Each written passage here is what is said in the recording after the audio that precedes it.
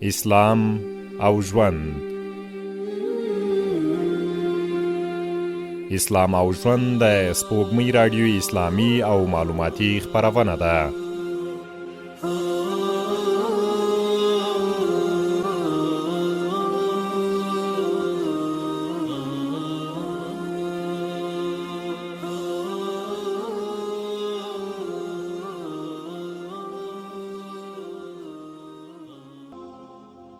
السلام علیکم. اسلام او ژوند خپرونې ته ښه راغلی. په دې خپرونه کې د خبرو کولو پر آدابو غږیږو. دا چې اسلام د خبرو کولو آدابو ته کوم اصول او ځانګړنې لري او دا چې انسانان باید یو له بل سره څرنګه مفاهمه وکړي خبرې کوو. هیله من یو د خپرونې تر پایه مو ملتیا وکړئ. که غواړئ خبرې مو له پنده ډکې وي په نرمۍ سره وغږیږئ. خبرې کول د انسانانو ترمنځ د افهام او تفهیم لوی لامل دی چې الله جل جلاله انسانان د همدې ځانګړنې له امله اشرف المخلوقات ګڼلي او تر نورو موجوداتو یې انسان غوره بللی دی. خبرې کول د نورو ټولو اسلامي ارشاداتو ترڅنګ یو لړ معیارونه او آداب لري چې پر بنسټ یې ښې او بدې خبرې بیلیږي او انسانان په ښو او بدو صفتونو نومول کیږي. له خلکو سره د هغوی د کچې مطابق خبرې کول توپیر لري او خبرې کوونکی باید پوه شي چې مخاطب یې څوک دی او څه غواړي واوري. خو اړینه دا ده چې په هر حالت خبرې باید له ادب او ښکلا ډکې وي. د اسلامي لارښوونو پر بنسټ د خبرو کولو له معیارونو یو دا دی چې د نورو خبرو ته غوږ ونیول شي. د نورو خبرې نه پرې کول هم د خبرو کولو مهم اصل دی. پیغمبر اکرم صلی الله علیه وسلم په خبرو کولو کې د تناسب په اړه وایي موږ پیغمبران مامور یو څو د خلکو د فهم مطابق هغوی ته خبرې وکړو. د اسلام د ستر لارښود د دې وینا معلومیږي چې په خبرو کولو کې د مخاطب پیژندل مهم دي او باید د خبرو کولو پر وخت موږ پوه شو چې څه ډول خبرې وکړو، کوم آداب مراعات کړو، خلک څنګه فرهنګ لري، څنګه هغوی وپوهوو او بالاخره خپلې خبرې په کومه ښه بڼه ورسوو. په خبرو کې دروغ ویل بیا د خبرو کولو آفت ګڼل کیږي چې له امله یې د انسان د ټولو خبرو ارزښت له منځه ځي او بالاخره انسان خپلې مطلوبې پایلې ته نه رسوي. الله جل جلاله په قرآن کې ژبه د انسانانو لپاره لوی نعمت ګڼلې ده.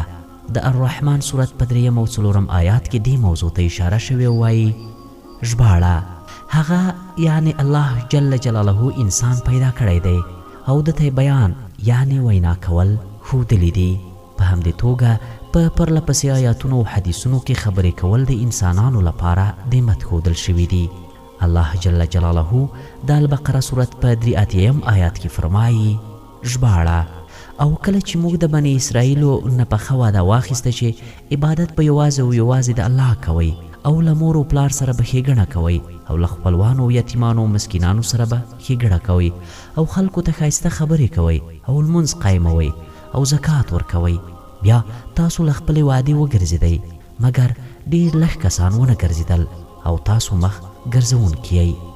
الله جل جلاله په پورتني آیات کې د نورو ټولو حکمونو سربیره پر ښو او ښایسته خبرو کولو ټینګار کړی او اشاره کوي چې ما بني اسرائیلو ته ویلي و چې ښې خبرې وکړئ خو هغوی په خپله وعده وفا ونه کړه او مخ یې وګرځاوه.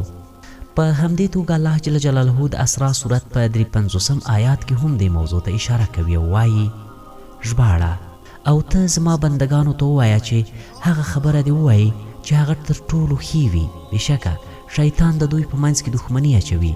بېشکه شیطان د انسانانو لپاره له پیل نه ښکاره دښمن دی. په قرآن کې 50 ځایه د دې یادونه شوې چې منافقان بدې خبرې کوي چې له دې آیاتونو یو د منافقون سورت لومړی آیات دی او الله جل جلاله فرمایي ژباړه ای نبی کله چې تا ته منافقان راشي نو دوی وایي موږ شاهدي درکوو چې بېشکه ته یقینا د الله رسول یې او الله پوهیږي چې ته بېشکه او یقینا د هغه رسول یې او الله شاهدي ورکوي چې بېشکه منافقان یقینا دروغ ویونکي دي. معنا دا چې په خبرو کولو کې باید صدق موجود وي او هغه څه په خوله وویل شي چې په عمل کې وي ستاسو خبرې باید تیریستونکې نه وي او که داسې وي چې په خوله یو څه وایئ او په زړه کې مو بل څه وي نو بیا تاسو د الله جل جلاله په پورتني قول سره منافق بلل کیږئ. په پښتو کې متل دی وایي خپله ژبه هم کلا ده هم بلا. هو که چیرته موږ ژبه د یوې غوره وسیلې په توګه داسې چې له امله یې خلکو ته خیر او ښېګڼه ورسیږي او تاسو ته شخصیت درکړي نو رښتیا هم بیا ژبه کلا سپر او ډال ده. خو برعکس که چیرته مو ژبه په بدو خبرو الفاظو او درواغجنو خبرو عادت کړه نو بیا ژبه یوه بلا او ناروغي ده چې کولی شي نه یوازې یو کس بلکې انسانان له ډېر شمېر ناروغیو بدبختیو او آفتونو سره مخ کړي. د ژبې په وسیله انسان کولی شي فحش ووایي، کولی شي دروغ ووایي او کولی شي غیبت پرې وکړي چې دا ټول د الله جل جلاله پر وړاندې ناخوښه عملونه دي او الله جل جلاله دې له دې بدو عملونو مو تاسو ټول وساتي. د خبرو د آفتونو او ناروغیو په اړه رسول اکرم صلی الله علیه وسلم وایي په رښتیا لویې خطاوې په هغه ژبه کیږي چې په دروغو آموخته وي.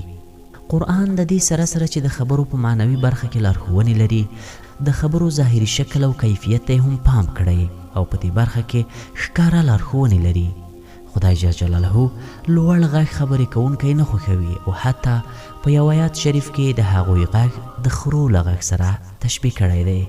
الله جل جلاله ورته د لقمان سورت په 19 آیات کې اشاره کوي او وایي ژباړه ته په خپل تګ کې میانه رو اوسه او خپل آواز ورو کړه بېشکه چې په آوازونو کې تر ټولو بد آواز خامخا د خره آواز دی. په لوړ غږ خبرې کول له دې سربیره چې اسلام مانع کړي دي بلکې له ټولنیزه اړخه هم خلک هغه نه خوښوي. که څوک په یوه ناسته کې په لوړ آواز خبرې کوي کیدی شي په یو شمېر خلکو ښې ونه لګېږي، کیدی شي د ناروغ د اذیت سبب وګرځي او کیدی شي یو څوک په لمانځه کې له امله سهوه شي. نو د الله جل جلاله خبره ده چې انسانان باید ورو او د اورېدو وړ خبرې وکړي.